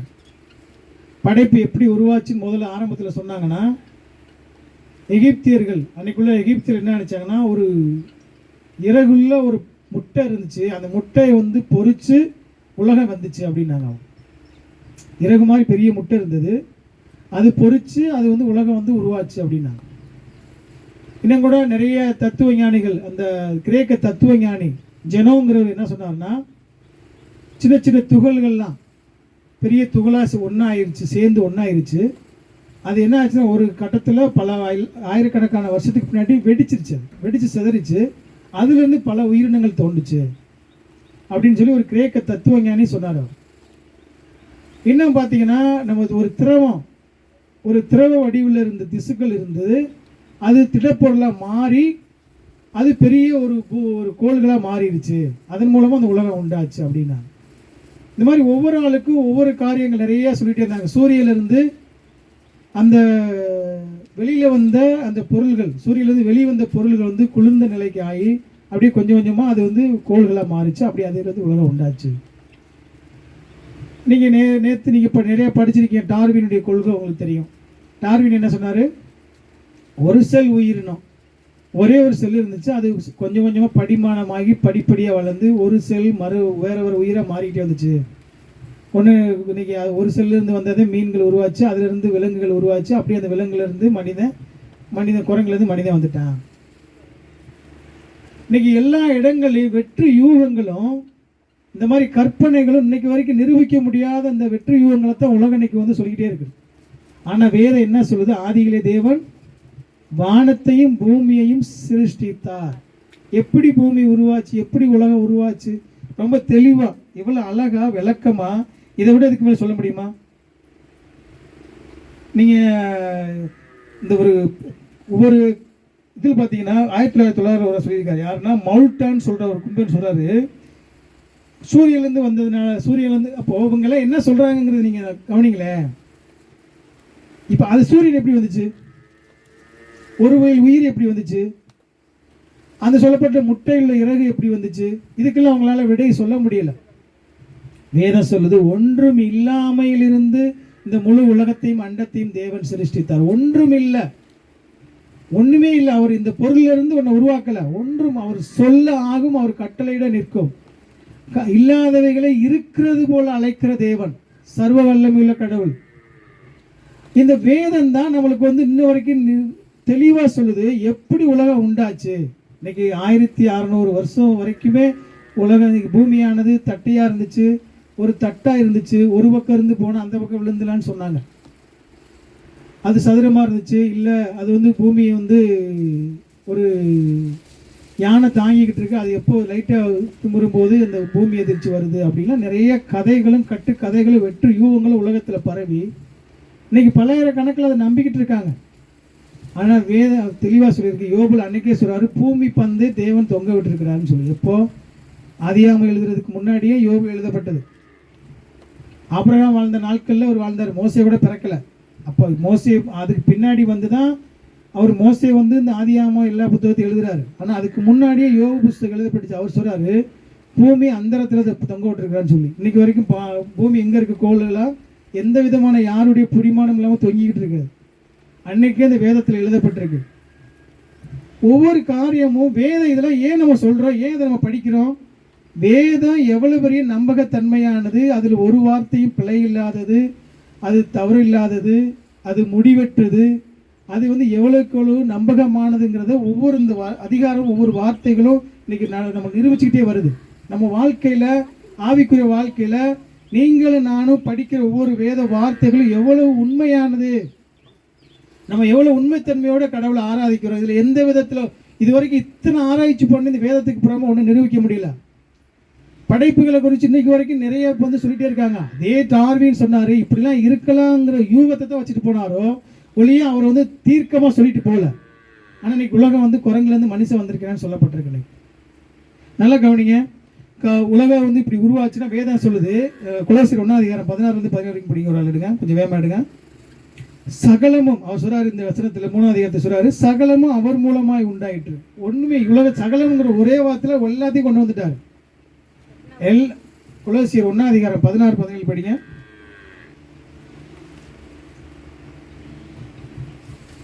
ஏனென்றால் அவருக்குள் சகலமும் சிருஷ்டிக்கப்பட்டது. பரலோக சகலம் அவருக்குள்ள யாருக்கு இல்லையா? ஆண்டவராக இயேசு கிறிஸ்து 14 வசனத்திலிருந்து சொல்றாரு. அவருக்குள்ள இருந்து யாரெல்லாம் சிருஷ்டிக்கப்பட்டாரு, எப்படி உருவாக்கப்பட்டு சொல்றாரு. சகலமும் அவர் மூலமாய் உண்டாக்கப்பட்டது. பரலோகத்தில் உள்ளவைகளும் பூலோகத்தில் உள்ளவைகளும் காணப்படுகிறவைகளும் காணப்படாதவைகளும் சகல வஸ்துக்களும்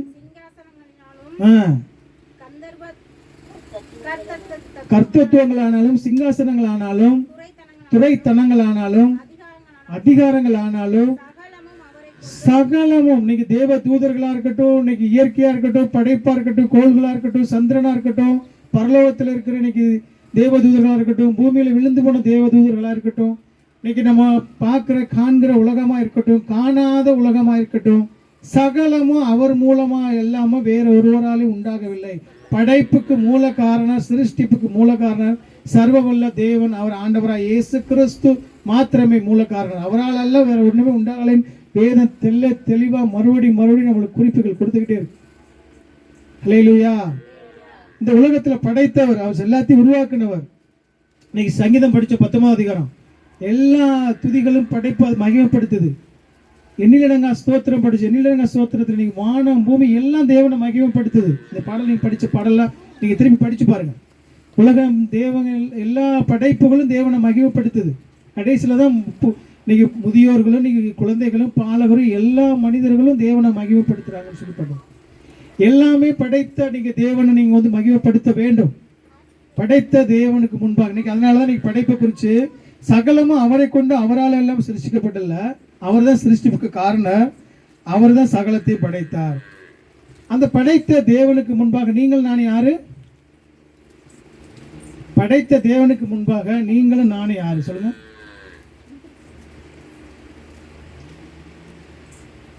படைத்த தேவனுக்கு முன்பாக நீங்களும் நானும் யாரு? படைப்புகள் இல்லையா? அவரால் உருவாக்கப்பட்ட படைப்பு. நாமும் படைப்பு. மரஞ்செடி எப்படி படைப்போ, இன்னைக்கு கோழி குஞ்சு எப்படி படைப்போ, எப்படி இன்னைக்கு வானம் பூமி ஆகாயம் படைப்போ, அதே போல நீங்களும் நானும் இன்னைக்கு படைப்புகள். படைக்கப்பட்ட படைப்பு ஆகிய நீங்களும் நானும் அவரை தொழுது கொள்ள வேண்டியது பிரதான கடமை. அந்த இடத்துல சொல்றாங்க முழு படைப்புக்கும் காரணம் யாரு? முழு படைப்புக்கும் காரணகர்த்தர் ஆண்டவராய் இயேசு கிறிஸ்து. அவராலே அல்லாமல் வேற ஒருவராலும் உண்டாக்கப்படவில்லை. தெளிவா சொல்லுது பாருங்க. ஒவ்வொரு இடத்துலையும் யாத்ராகமத்தில் எடுங்க. ஒரு ஆளு யாத்ராகமத்தில் சொல்றாரு, நீங்க கட்டளை கொடுக்குறாரு மோசேட்ட 8-11 வரைக்கும் ஒரு ஆள் எடுத்துருங்க. யாத்ராகமம் 20ஆம் அதிகாரம் 8-11 வரைக்கும் ஆண்டவர் இந்த ஓய்வு நாளை குறித்து பேசுறாரு. ஆனா அதுக்கு முன்னாடி இந்த படைப்பு வந்து 2500 வருஷத்துக்கு முன்னாடி, 2000 வருஷத்துக்கு முன்னாடி படைப்புக்கு முதல்ல என்ன சொல்றாரு? 6 நாளும் நீ வேலை செய்து 7ஆம் நாள் ஓய்ந்திருந்தார், ஓய்வு நாள். அந்த இடத்துல படிங்க ஒரு ஆள். 2ஆம் அதிகாரம் ஆதியாகமம் 2ஆம் அதிகாரம் 1-3 வரைக்கும் வசனம் படிங்க. ஏன்னா இந்த நம்ம சகலமும் அவர் படைத்தார்ன்னு சொன்னால் சகலமும் உருவாக்கி இருக்கிறாரு, உலகத்தில் இருக்கிற எல்லாத்தையும் அவர் படைத்திருக்கிறாருன்னா எனக்கு அதை மட்டும் படைக்கலை, நானும் படைப்பு. இன்னைக்கு நான் பூமியில் மனிதனாக உள்ளே வந்ததுக்கும் இன்னைக்கு பூமியில் ஒரு மனுஷனாக இருக்கிறதுக்கும் காரணகர்த்தர் யாரு? ஆண்டவராக இயேசு கிறிஸ்து. அவர் தான். அவருக்கு முன்பாக நீங்களான படைப்பு. படைத்தவரை நோக்கி தொழுது கொள்ள வேண்டியது உங்களுக்கு எனக்கும் மிகப்பெரிய தலையாய கடமை. அதை படைத்த அன்னைக்கே கொடுத்துருக்கிறார். சொல்லுங்க, ஒரு ஆள் படிங்க. 2ஆம் அதிகாரத்தில் ஆதியாகமம் 2ஆம் அதிகாரம் 1 வரை 4 வரைக்கும் நான் படிக்கிறேன் பாருங்க. 2ஆம் அதிகாரம் ஆதியாகமம் 2ஆம் அதிகாரம். இவ்விதமாக வானமும் பூமியும் அவைகளின் சர்வ சேனையும் உண்டாக்கப்பட்டு தீர்ந்தன. தேவன் தாம் செய்த தம்முடைய கிரியையை 7ஆம் நாளிலே நிறைவேற்றி தாம் உண்டாக்கின தம்முடைய கிரியையை எல்லாம் முடித்த பின்பு 7ஆம் நாளில் ஓய்ந்திருந்தார்னா அவர் அதாவது தூங்கினார்னு அர்த்தம் இல்லை. அந்த படைப்பினுடைய வேலையை விட்டு வேற வேலையில் இருந்தார், அந்த ஓய்ந்திருந்தார். அப்பதான் சொல்றாரு பாருங்க, தேவன் தாம் சிருஷ்டித்து உண்டு பண்ணின தம்முடைய கிரியைகளை முடித்த பின்பு அதில் ஓய்ந்திருந்தபடியால். அதில் பாருங்க, அந்த வசனத்தை கவனிங்க. தேவன் 7ஆம் நாளை ஆசீர்வதித்து அதை பரிசுத்தமாக்கினார். அந்த 6 நாள் முழு படைப்பை படைத்து ஆசீர்வதிக்கல, அதை பரிசுத்தப்படுத்தல. எப்போ ஆசீர்வதித்து பரிசுத்தப்படுத்துறாரு? 7ஆம் நாளில் தான் அதை பரிசுத்தப்படுத்துறாரு. இது நீங்க நல்லா கடவுள் இந்த நாளில் திருப்பி சொல்றது. அதே அதிகாரம் 20 அதிகாரம் ஒரே எடுத்துருங்க, அந்த வசனத்தை எடுத்துருங்க. யாத்திராமம் 20 அதிகாரம் எடுங்க. யாத்திராமம் 20 அதிகாரம் 8ல இருந்து இந்த ஓய்வு நாள் குறித்து ஆண்டவர் பேசும்போது படைப்பா நம்ம அறிந்து கொள்ள வேண்டிய முக்கியமான வேத சத்தியங்கள் இது. 8வது வசனத்திலிருந்து சொல்றாரு, ஓய்வு நாளை பரிசுத்தமாய் ஆசரிக்க நினைப்பாயாக, 6 நாளும் நீ வேலை செய்து உன் கிரியைகளை நடப்பிப்பாயாக. 7ஆம் நாளோ உன் தேவனாகிய கர்த்தருடைய ஓய்வினால், அதிலே நீயானாலும் உன் குமாரனானாலும் உன் குமாரத்தியானாலும் உன் வேலைக்காரனானாலும் உன் வேலைக்காரியானாலும் உன் மிருக ஜீவனானாலும் உன் வாசல்களில் இருக்கிற அந்நியனானாலும் யாதொரு வேலையும் செய்ய வேண்டாம். கர்த்தர் 6 நாளைக்குள்ளே வானத்தையும் பூமியும் சமுத்திரத்தையும் அவர்களை எல்லாவற்றையும் உண்டாக்கி 7ஆம் நாளிலே ஓய்ந்திருந்தார். ஆகையால் கர்த்தர் ஓய்வு நாளை, மறுபடி பாருங்க, கர்த்தர் ஓய்வு நாளை ஆசீர்வதித்து அதை பரிசுத்தமாக்கினார்.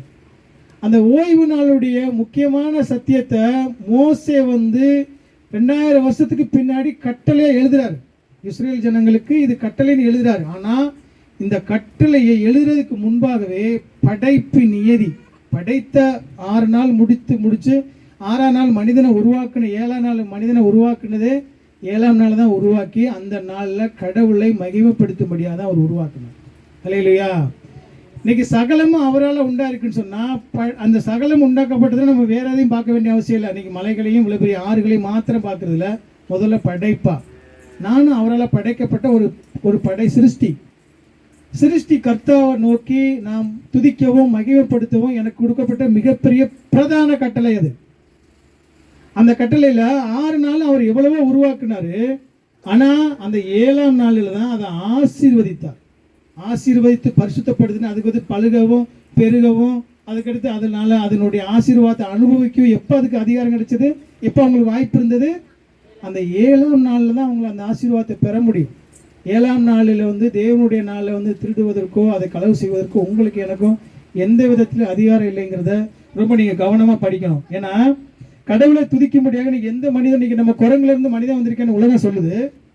எந்த மனிதனும் எந்த மிருகமும் கடவுளை ஆராதிக்கிறது இல்லை. எந்த ஒரு மிருக கூட்டமும் போய் கடவுளை தொழுது கொள்றது இல்லை. எந்த மிருகத்துக்கும் இருதயத்தில் மனசாட்சி கிடையாது.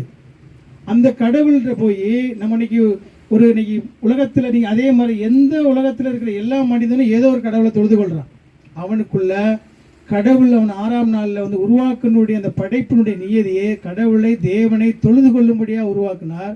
ஆனால் அவன் தொழுது கொள்கிற மனிதன் எப்படி சொல்கிறான்? ஏதோ ஒன்று தொழுது கொள்கிறான். ஆனால் அவனுடைய இருதயத்தில் இருக்கிற உணர்வு என்னன்னா, நான் கடவுளை ஆராதிக்க கடமைப்பட்டவனுங்கிற உணர்வு, உள்ளுணர்வு எல்லா மனிதனுக்குள்ள இருக்கு. அதனால தான் அவன் ஏதோ ஒரு படைப்புகளையோ மிருகத்தையோ ஆவியையோ இன்னைக்கு நடுக்காட்டுக்குள்ளே இருக்கிறவனோ ஏதோ ஒன்று வணங்குறான். எந்த மிருகமும் வணங்கலை. நல்லா நீங்கள் திரும்ப புரியணும். கடவுள் இருதயத்தில் அந்த படைப்பினுடைய நியதியில் கடவுள் மனிதனுக்குள்ள அந்த ஆராதிக்கும்படியான அந்த இன்னத்தை சிந்தனையை உள்ளே கொடுத்து தான் அவனை உருவாக்குனான். ஏன்னா மனிதன் தேவனை ஆராதிக்கும்படியாக அந்த 7ஆம் நாளில் முக்கியமான நாள் அது.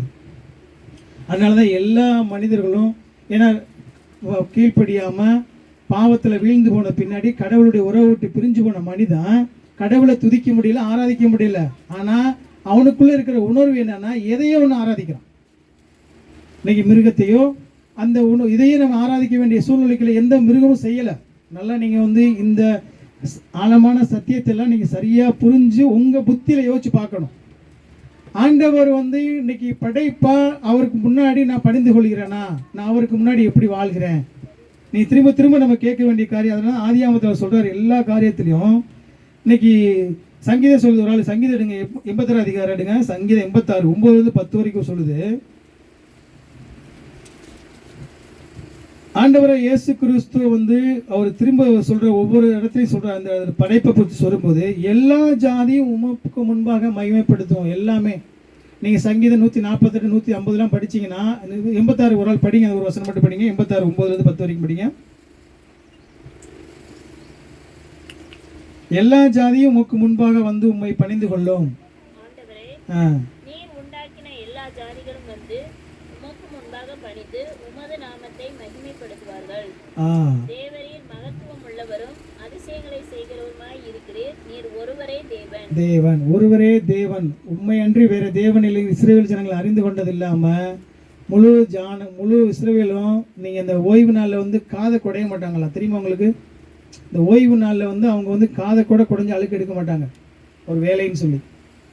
முழுவதுமாக அன்றைக்கி முழு நாளும் கடவுளுக்கு மட்டும்தான் கொடுப்பாங்க. அதான் சுப்பி பெருக்க போனவங்களை வந்து விறகு பெருக்க போயிட்டான்னு சொல்லி அவங்கள அடித்து கல்லால் எரிஞ்சு கொண்டது. அன்றைக்கி வந்து ஆடு மாடுக்கு தண்ணியெலாம் காட்டக்கூடாது. முந்தின நாளே எல்லாமே ரெடி பண்ணி வச்சுருந்தோம். அதுக்கு எந்த வேலையும் செய்யக்கூடாது. சாப்பாடு அன்றைக்கி செய்ய மாட்டாங்க தெரியுமா உங்களுக்கு? முந்தின நாளே சாப்பாடை கட்டி வச்சுருவாங்க. அவங்க கட்டிச்சு ஒரு மாதிரி கட்டி வச்சுருவாங்க. அன்றைக்கி முதல் நாள் அன்றைக்கி வந்து அவங்க எந்த வேலையும் செய்ய மாட்டாங்க. ஓய்வு நாளுங்கிறது வந்து பிரதானமாக ஆதியாகமத்தில் சொல்லப்பட்ட அந்த அற்புதமான நாளில் இன்றைக்கு வரைக்கும் அந்த ஓய்வு நாள் கட்டளை மாற்றப்படலை. இன்றைக்கி சனிக்கிழமைங்கிறது ஞாயிற்றுக்கிழமை ஆண்டவராக இயேசு கிறிஸ்து பூமியில் உயிர்த்தெழுந்த திருநாளை நீ கர்த்தருடைய நாளாக இன்றைக்கி முதல் நாள் நம்ம கடவுளுடைய நாளாக நம்ம தொழுது கொள்கிறோம் ஒழிய, ஆனால் அந்த நாட்களுடைய ஆராதனுடைய முறை மாற்றப்படவே இல்லை.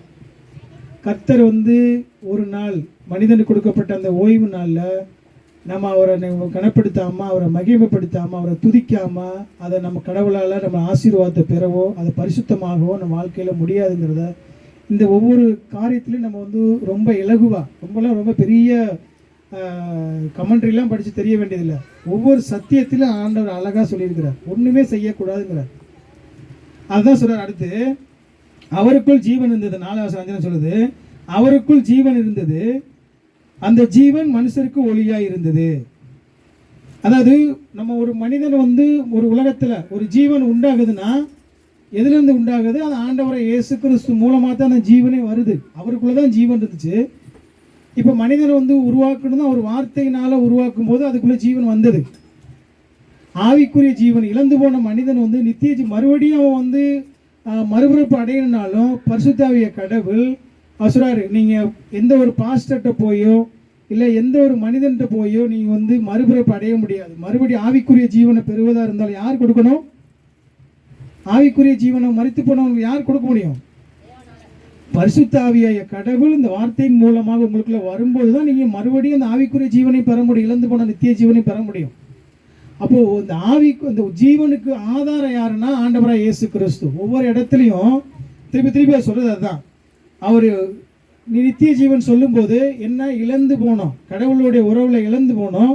அதை ஒன்றான மெய்தேவனாகிய உம்மையும் நீர் அனுப்பினவராகிய இயேசு கிறிஸ்துவையும் அறிவதே நித்திய ஜீவன். நித்திய ஜீவன்னா என்ன ஆகுதுன்னா உங்களுக்கு எதுவுமே கிடையாது.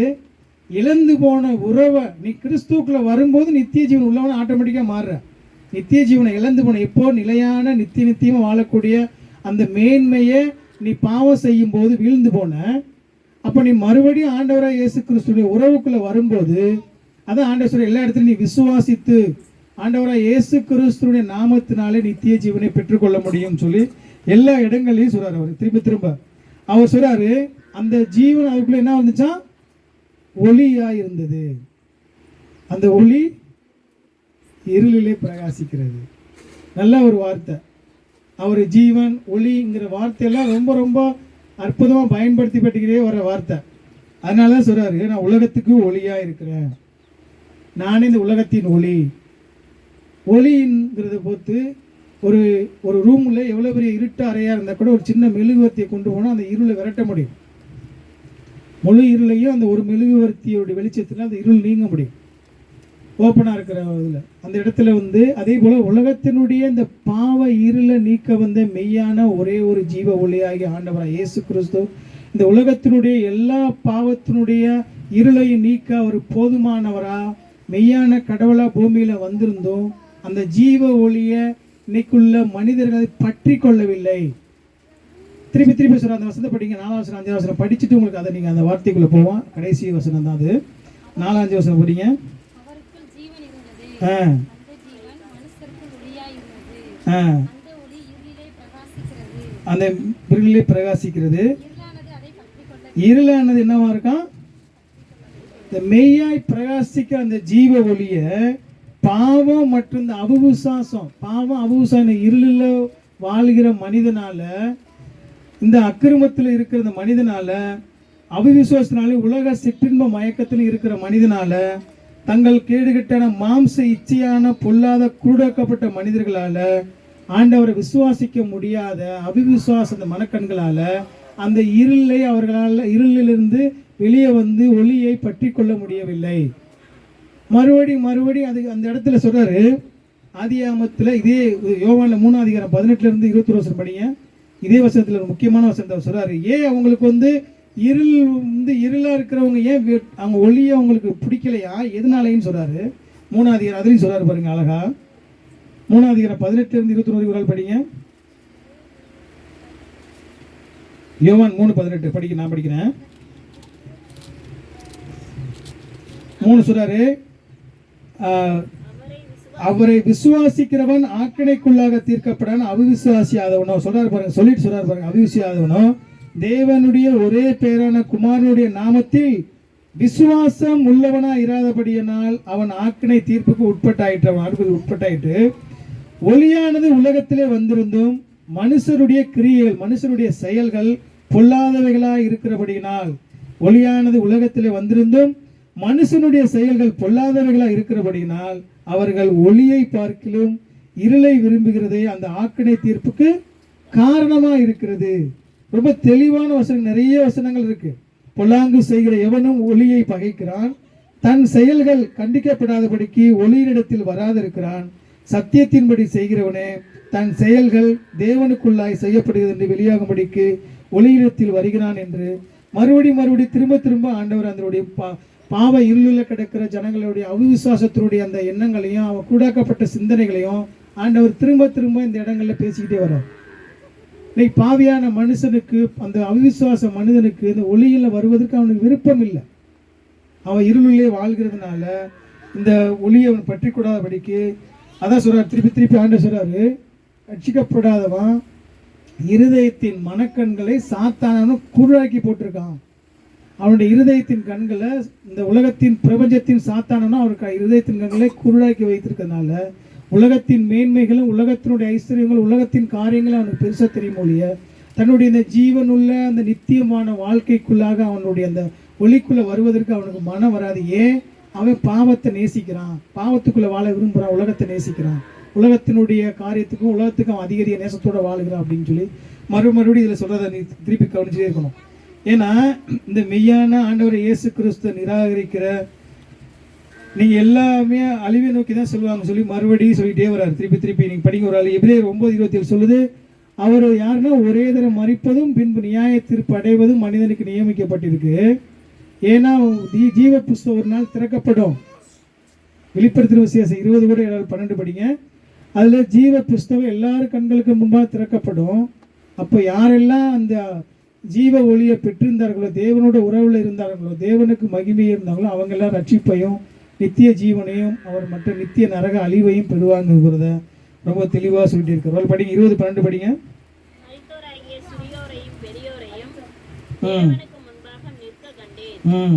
அப்பொழுது புஸ்தகங்கள் திறக்கப்பட்டன, ஜீவ புஸ்தகம் என்னும் வேறொரு புஸ்தகமும் திறக்கப்பட்டது.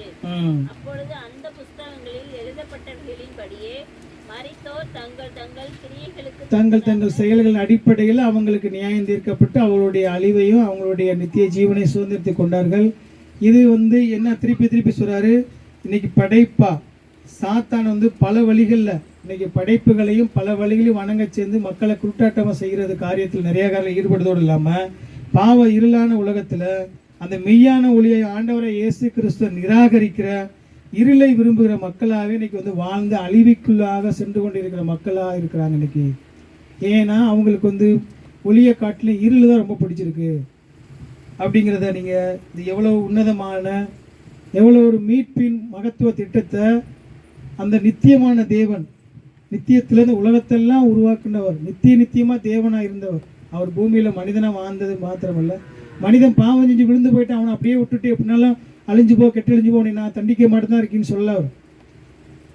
உனக்கு நீ தப்பு செஞ்சால் பாவம் செஞ்சால் உனக்கு நான் தண்டனை கொடுக்கணும் மாத்திரம் இல்லை, அந்த மனிதன் மேலே கரிசனைப்பட்டு பாவத்துக்கு உண்டான தன்னுடைய பரிகார பலியை தன்னுடைய பிதாவுடைய அன்பை அவர் முழுவதுமாக அந்த கல்வாரி கோர சிலுவையில் தன்னுடைய அன்பின் உச்சத்தை வெளிப்படுத்தி அந்த மீட்பின் திட்டத்தை இன்னைக்கு எல்லா மக்களுக்கும் அறிவிக்கிற சூழ்நிலையில் கூட அவன் இருளை பார்க்கலும் அவன் ஒளியை பார்க்கலும் இருளை விரும்புகிறது அவனுடைய அந்த அழிவை நோக்கி செல்கிற முக்கியமான ஒரு காரணமாக இருக்குன்னு சொல்லி ஆண்டவர் யோவான் இந்த இடங்களில் நம்மளுக்கு ஒரு முக்கியமான ஒரு எச்சரிக்கை பதிவாக செய்கிறார்.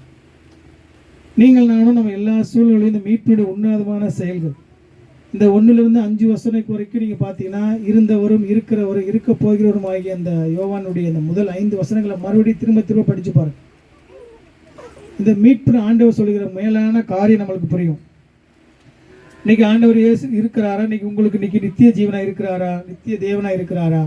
ஏன்னா இந்த ஆண்டவரா இயேசு கிறிஸ்துவ குறித்து நம்ம அந்த 2 பகுதியில் தியானிச்சோம். 1-2 வரைக்கும் அவர் நித்திய தேவனா இருக்கிறான்னு பார்த்தோம்.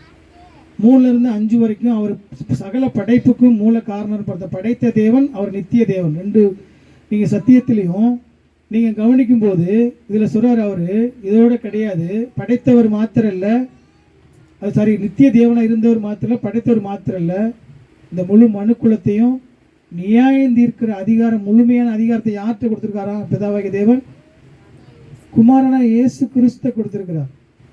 இந்த முழு உலகத்தையும் நியாயம் தீர்க்க போகிற அவர் தான். நியாய தீர்ப்பில் நான் கடவுளுக்கு முன்பாக எப்படி நான் நிற்பேன் நம்ம யோசிச்சு பார்த்துருக்கோமா? ஒரு வசனம் கூட ஒரு ஆள் படிக்கலையே. நம்மள அந்த வசனங்கள் முக்கியமான ஒரு எச்சரிக்கை வசனம் படிக்கணும். யோவான் 5:22 படிங்க ஒரு ஆள்.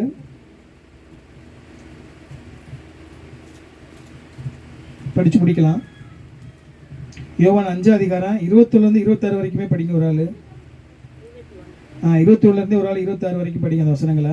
பிதாவானவர் மரித்தோரை எழுப்பி உயிர்ப்பிக்கிறது போல குமாரனும் தமக்கு சித்தமானவர்களை உயிர்ப்பிக்கிறார். அன்றியும் பிதாவை கனம் பண்ணுகிறது போல எல்லாரும் குமாரனையும் கனம் பண்ணும்படிக்கு பிதாவானவர் தாமே ஒருவருக்கும் நியாயம். பாருங்க, எல்லா இடங்கள்லையும் அவங்க வந்து ஆண்டவரை இயேசு கிறிஸ்து மனிதனை பூமியில் வந்த மனிதனா மாத்திரம் பார்த்த நேரத்தில் அவர் எந்த இடத்துல எப்படி அவருடைய மகிமையை வந்து ஆண்டவர் அதில் எப்படி வெளிப்படுத்துகிறார் பாருங்க. பிதாவுக்கு என்ன மகிமை இருந்ததோ அதே மகிமையும் ஆண்டவரை இயேசு கிறிஸ்துக்கு இருந்ததுன்னு சொல்லிட்டு அவர் பாருங்க அதில் ஒரு வார்த்தையை பயன்படுத்துகிறாரு. என்னவா? நியாய தீர்ப்பு செய்கிற அதிகாரம் முழுவதையும் படிங்க. குமாரனை கனம் பண்ணாதவன் அவரை அனுப்பின பிதாவையும் கனம் பண்ணாதவனாய் இருக்கிறான்.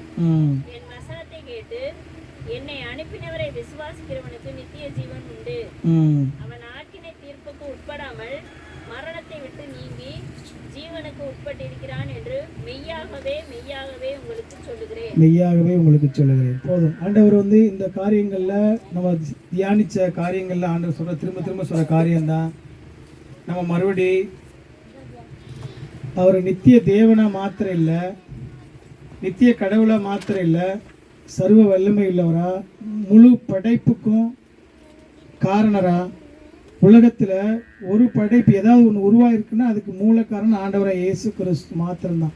இன்னைக்கு உலகமும் உலகத்துள்ள யாவைகளும் ஏதோ ஒரு காரியங்களை வெற்றி யூகங்களை சொல்லும்போது படைப்பை குறித்து முழு தெளிவாக இது இப்படி தான் உருவாக்கணும், இதுதான் உருவாயிருக்கு அப்படிங்கிறது இன்னைக்கு வரைக்கும் நிரூபிக்கப்பட்டு ஆண்டவர் தன்னுடைய எல்லா படைப்புகளுடைய நீதியை சொல்லி நான் நித்திய தேவன் மாத்திரம் இல்லை, முழு படைப்புக்கு நான் தான் காரணம். நான் காரணம் முழு படைப்புக்கு மாத்திரம் இல்லை, நியாயம் தீர்க்க போகிற நான் தான்.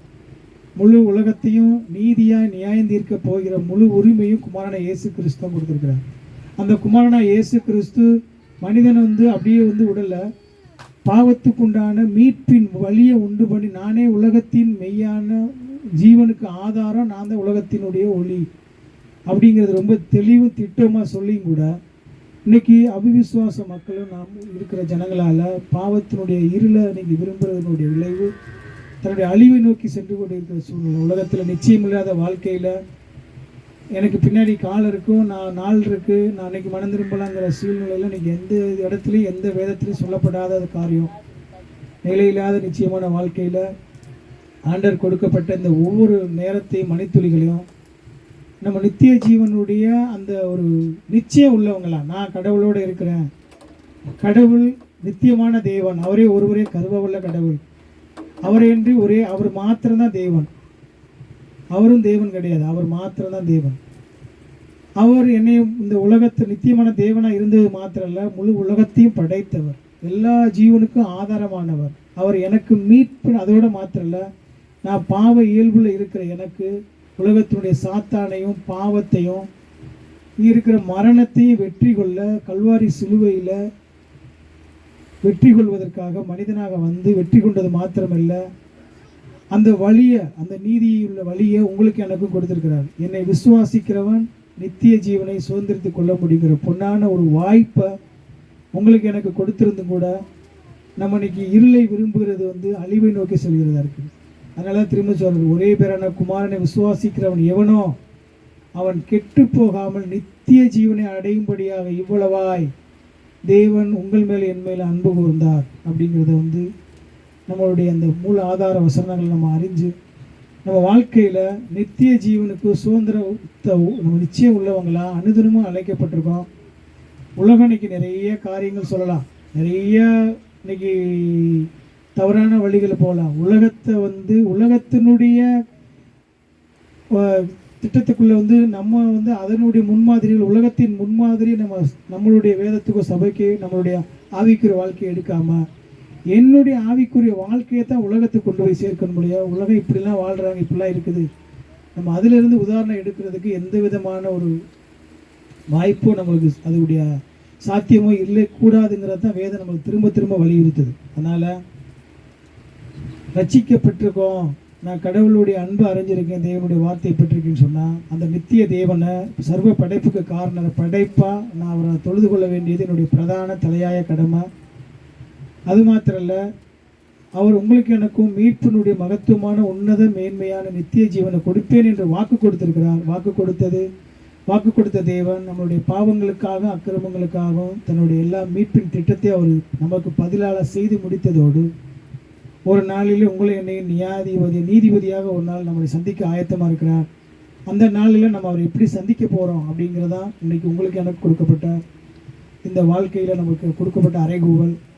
அதில் நீங்கள் நான் எப்படி நம்ம இருக்கிறோம், அந்த சந்திப்பு நாளில் எப்படி நம்ம ஆயத்தமாகிறோம் அப்படிங்கிறதோடு நம்ம அந்த தியானத்தை தேவ சமூகத்தை ஒப்படைப்போம். தேவன் தாமே ஆசீர்வதிக்கிறது.